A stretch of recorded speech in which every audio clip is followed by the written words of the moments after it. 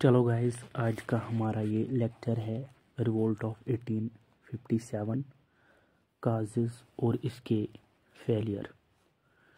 Causes: military grievance, new arrivals,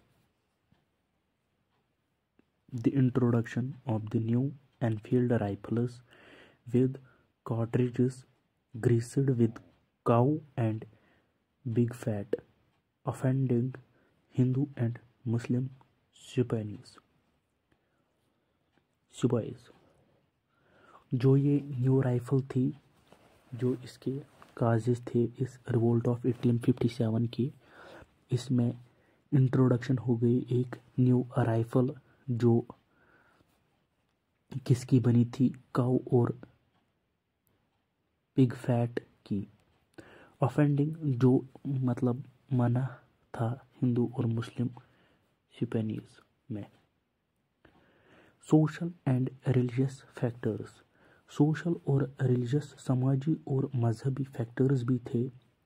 fear of conversion, जो एक डर था कन्वर्शन का। Widespread fear that the British aimed to convert Indians to Christianity. एक widespread एक दबाव था, एक प्रेशर था, एक खौफ था किनमें, इंडियंस में। जो ब्रिटिशर्स थे वो चाहते थे, मतलब वो उनको कन्वर्ट कर सकते थे क्रिश्चियनिटी में। ये एक काज हो गया रिवोल्ट ऑफ 1857 का।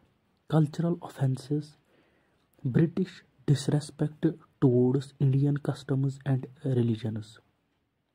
जो ब्रिटिशर्स थे वो डिसरेस्पेक्ट करते थे इंडियन कस्टम्स और रिलीजन्स को। Economic grievances: land revenue policies. Economic grievances में लैंड रेवेन्यू पॉलिसीज थे। British land revenue policies causing economic distrust among Indian peasants. जो ब्रिटिशर्स का लैंड रेवेन्यू पॉलिसी था उसने एक काज किया, इकोनॉमिक डिस्ट्रस्ट हो गया इंडियन पीजेंट्स में। डिस्ट्रक्शन ऑफ इंडस्ट्रीज: जो इंडस्ट्रीज थे वो डिस्ट्रॉय हो गए। Introduction of British made goods: जो ये इंट्रोडक्शन हो गया था ब्रिटिश गुड्स का, जो ब्रिटिशर्स ने बनाया था, इन्होंने leading to the decline of traditional Indian industries. जो इंडियन के ट्रेडिशनल इंडस्ट्रीज थे वो डिक्लाइन हो गए, वो आहिस्ता आहिस्ता ख़त्म हो गए। क्योंकि जब ब्रिटिशर्स ने अपना खुद का एक कमोडिटीज़, एक गुड्स बनाया, तो जो इंडियन ट्रेडिशनल इंडस्ट्रीज थे वो डिक्लाइन हो गई। Political cause: doctrine of lapse. Political cause में आता है doctrine of lapse, annexation of princely states. जो ब्रिटिशर्स थे उन्होंने डॉक्ट्रिन ऑफ लैप्स खेला और एनेक्स किए प्रिंसली स्टेटस, जिसमें एक एंगर हुआ लोकल रूलर्स में।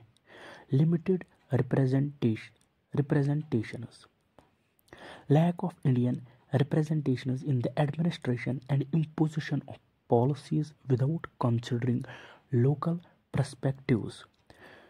जो रिप्रेजेंटेशन था वो बहुत ही कम था, मतलब जो इंडियन रिप्रेजेंटेशन था एडमिनिस्ट्रेशन में वो बहुत ही कम था। और जो पॉलिसीज़ थी वो ब्रिटिशर्स खुद बनाते थे, वो रिकमेंड नहीं करते थे लोकल पर्सपेक्टिव्स का, वो खुद ही बनाते थे। जो उनको मर्जी होती थी वो खुद बनाते थे। Discontent among sepoys: unequal treatments. ये अनइक्वल ट्रीटमेंट हो गया। Discrimination in pay and treatment of Indian sepoys. Discrimination हो गया, फ़र्क समझी उन्होंने पे और ट्रीटमेंट में। ये और एक काज हो गया रिवोल्ट ऑफ 1857 का। अब है failures, lack of unified leadership. जो इनकी मतलब जो इंडियंस की वो लीडरशिप थे, मतलब जो इंडियंस की वो लीडरशिप थे, जो ये एक साथ रहते थे, उसमें एक lack of unified leadership while the rebellions lacked centralized and unified leadership, making coordination difficult।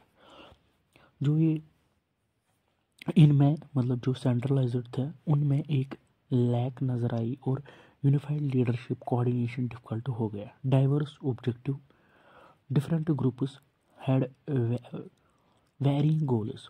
जो डिफरेंट ग्रुप्स थे वो उनको डिफरेंट गोल्स थे, leading to a lack of a common purpose. जो एक इनका कॉमन पर्पस था उसमें लैक नज़र आया। Limited coordination, communication challenges, poor communication hindrances, coordination among rebel forces. जो कम्युनिकेशन चैलेंज था वो पुअर कम्युनिकेशन था, उसमें एक हिंड्रेंस आ गई कि कोऑर्डिनेशन हो गया रेबल फोर्सेस में। डिफरेंसेस अमंग लीडर्स, जो लीडर्स थे उनमें बहुत सारा डिफरेंस आ गया। Disagreements and conflicts among local leaders prevented a united front. उन्होंने डिसएग्रीमेंट्स और कॉन्फ्लिक्ट्स हो गए लोकल लीडर्स में, जो उन्होंने प्रिवेंट किया united front. British military superiority, technologically disparity. British had better weapons and communications. Professional army, British had a disciplined and well trained professional army. जो Britishers थे उनके पास एक डिसिप्लिन्ड और वेल ट्रेन्ड प्रोफेशनल आर्मी थी और उनके पास technology भी थी। ब्रिटिशर्स के पास बेटर वेपन्स और कम्युनिकेशन था।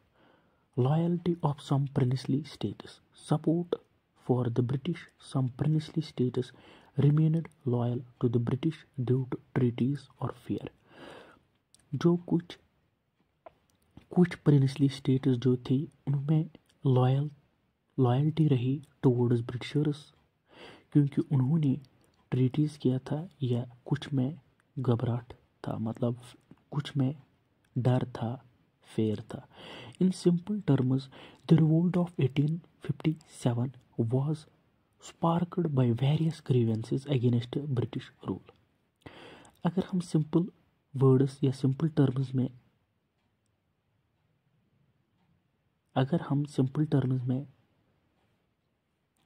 हम सिंपल टर्म्स में कह सकते हैं कि जो ये रिवोल्ट ऑफ 1857 है, ये इसने एक चिंगारी दी बहुत सारे ग्रीवेंसेस जो अगेंस्ट ब्रिटिश रूल के थे। But it is failure resulted from a lack of unified leadership. But इसमें जो फेलियर था, रिजल्ट जो लैक ऑफ यूनिफाइड लीडरशिप थी वो लैक थी। कोऑर्डिनेशन चैलेंजेस आई, ब्रिटिश मिलिट्री सुपीरियरिटी हो गया, loyalty of some princely states हो गया to the British. The consequences included the end of East India Company rule. और इसी के साथ मतलब जो ये ईस्ट इंडिया कंपनी थी इसका एंड हो गया ब्रिटिश रूल। पॉलिसी चेंजेस हो गए, सोशल एंड रिलीजियस इम्पैक्ट हो गया, military reforms and the emergence of early nationalistic sentiments in India हो गया। इसके बाद हम पढ़ेंगे foundation of Indian Muslim Congress. Okay, अल्लाह हाफिज़।